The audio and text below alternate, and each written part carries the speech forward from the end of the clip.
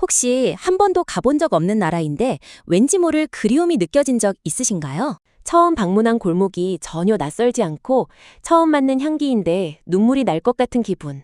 그 감정 단순한 착각이 아닐 수 있습니다. 오늘 이 시간에는 당신의 태어난 시간이 기억하고 있는 전생의 장소에 대해 이야기해 드리겠습니다. 끝까지 들으시면 당신이 왜 그 낯선 곳을 평생 그리워했는지 알게 됩니다.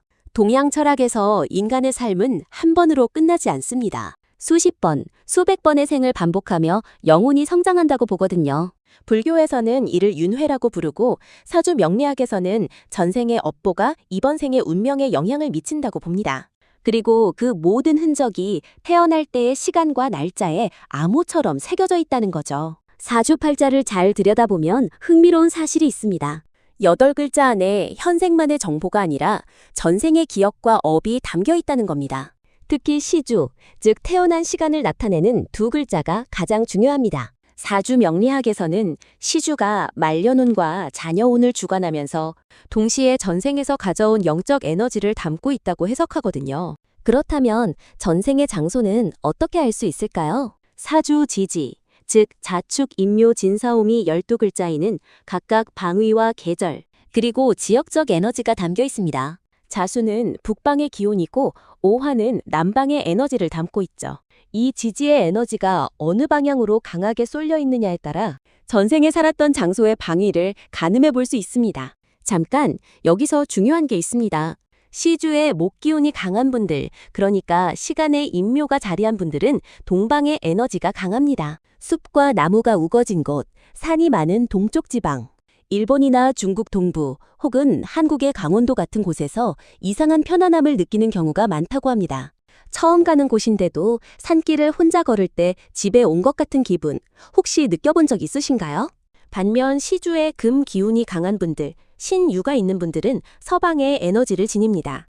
건조한 바람, 넓은 평원, 사막 같은 지형에서 묘한 향수를 느끼는 경우가 있습니다.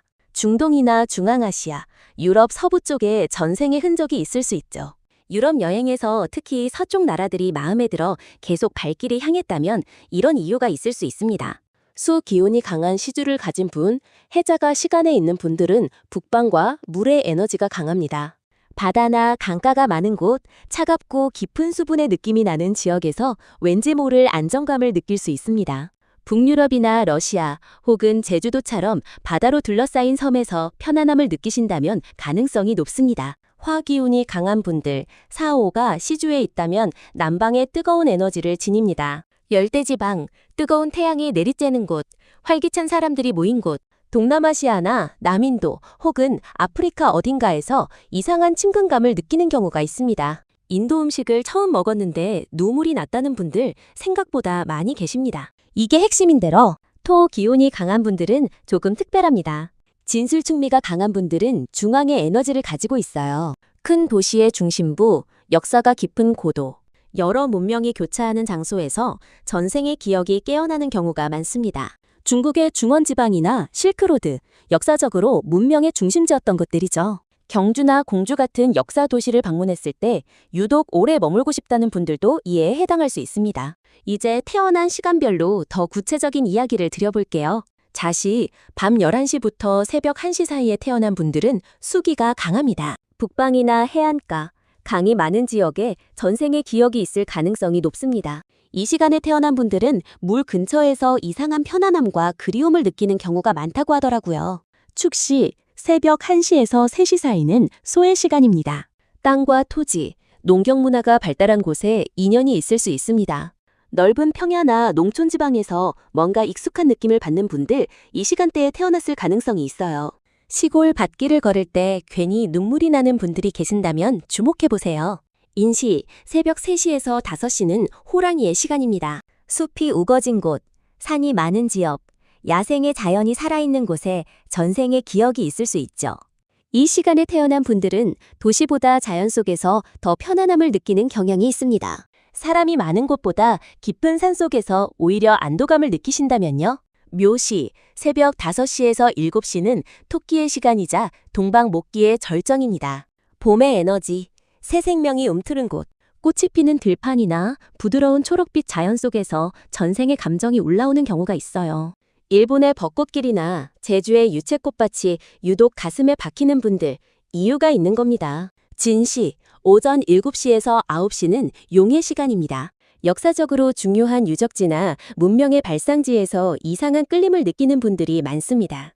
고대 문명의 유산이 남아있는 곳, 이집트나 메소포타미아, 혹은 경주나 부여 같은 역사 도시에서 묘한 감정을 경험할 수 있습니다. 잠깐, 여기서 중요한 게 있습니다. 오시, 낮 11시에서 오후 1시는 화기의 절정입니다. 태양이 가장 강한 시간이죠. 밝고 뜨거운 나라, 열정적인 문화가 있는 곳에 전생의 흔적이 있을 수 있습니다. 남유럽이나 남미, 동남아시아의 따뜻한 나라들이 왠지 집처럼 느껴진다면 오시 출생일 가능성이 있습니다. 요시, 오후 5시에서 7시는 금기의 절정입니다. 서방의 에너지가 강하죠. 유럽의 오래된 도시들, 특히 석조 건물이 많은 곳에서 이상한 친근감을 느끼는 분들이 많습니다. 프랑스 파리의 골목이나 체코 프라하의 광장의 처음인데 집처럼 느껴진다면 유씨 출생일 가능성이 있습니다. 술시, 오후 7시에서 9시는 개의 시간입니다.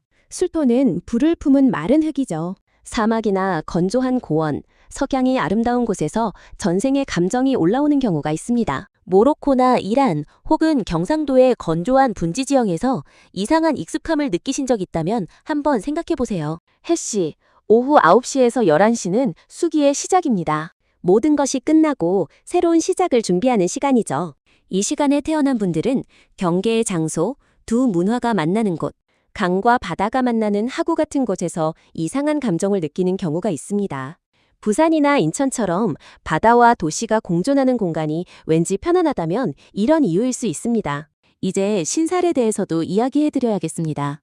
역마살이 있는 분들은 전생에 많은 이동과 여행이 있었을 가능성이 높습니다. 말이 역참을 달리듯 여기저기를 옮겨다니는 에너지거든요. 이런 분들은 한 곳에 정착하기보다 여러 나라, 여러 도시를 돌아다니는 삶을 살았을 수 있습니다. 꿈에서도 여러 장소를 배경으로 하는 꿈을 자주 꾸는 경향이 있다고 합니다. 화개살이 있는 분들은 조금 다릅니다. 화개는 예술과 영성, 그리고 은둔의 에너지입니다. 전생에 수도자나 예술가 혹은 신성한 장소를 지키는 역할을 했을 가능성이 있어요. 이런 분들은 오래된 사원이나 성당, 절이나 신사 같은 종교적 공간에서 이상한 편안함과 함께 눈물이 나는 경험을 하기도 합니다. 처음 가는 절인데 대웅전 앞에서 왠지 모르게 무릎을 꿇고 싶은 기분 느껴보신 적 있으신가요?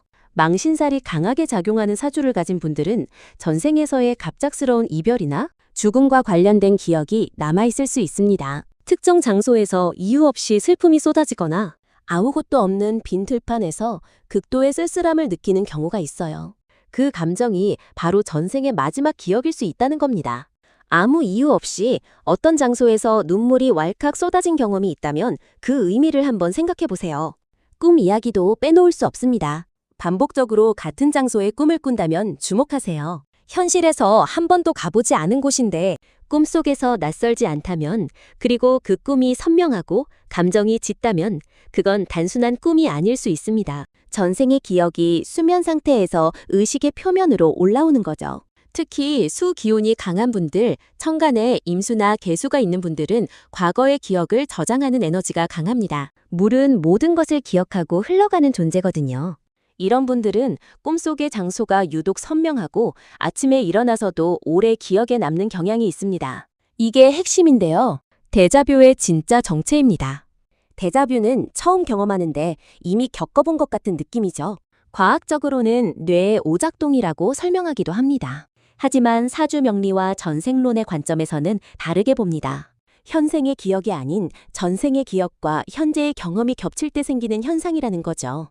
특히 해외여행에서 데자뷰를 강하게 경험하신 분들이 많습니다. 처음 간 유럽의 골목이 집처럼 느껴지거나 처음 가는 일본의 선사에서 모든 동선을 알고 있는 것 같은 느낌. 이런 경험이 있다면 그곳에 전생의 흔적이 남아있을 가능성이 있습니다. 전생의 장소를 찾았다면 어떻게 해야 할까요? 사주 명리학에서는 전생의 장소를 방문하는 것이 카르마의 해소에 도움이 된다고 봅니다.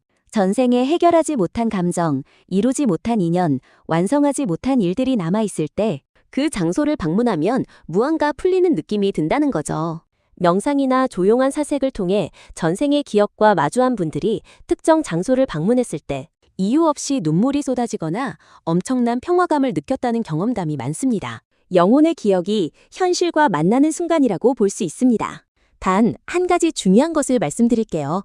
전생의 장소가 반드시 아름다운 곳만은 아닙니다. 어떤 장소에서 이유 없이 두려움이 생기거나 극도의 불안감을 느낀다면 그곳이 전생에서 힘든 경험을 한 장소일 수 있어요. 이런 경우에는 억지로 그 장소에 가려 하지 않는 것이 좋습니다. 영혼이 아직 그 기억을 처리할 준비가 되지 않았다는 신호일 수 있거든요. 자, 이제 마무리로 한 가지 중요한 말씀을 드리겠습니다. 오늘 이야기를 들으시며 혹시 어떤 장소가 떠오르셨나요? 자신을 태어난 시간을 확인해 보세요.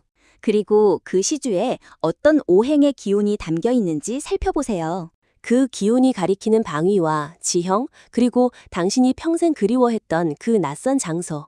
그 연결고리 안에 당신의 전생 일화기가 담겨 있습니다. 영혼은 기억합니다. 몸은 잊어도 영혼은 기억하거든요. 당신이 처음 간 그 골목에서 눈물이 난 이유, 처음 맡은 향기가 따뜻하게 느껴졌던 이유, 낯선 언어가 왠지 귀에 익었던 이유, 모두 당신의 영혼이 전생의 집을 기억하고 있기 때문입니다. 당신의 영혼이 그리워하는 그곳으로 언젠가 꼭 가보시길 바랍니다. 그 여정이 당신에게 깊은 치유와 평화가 되어줄 겁니다.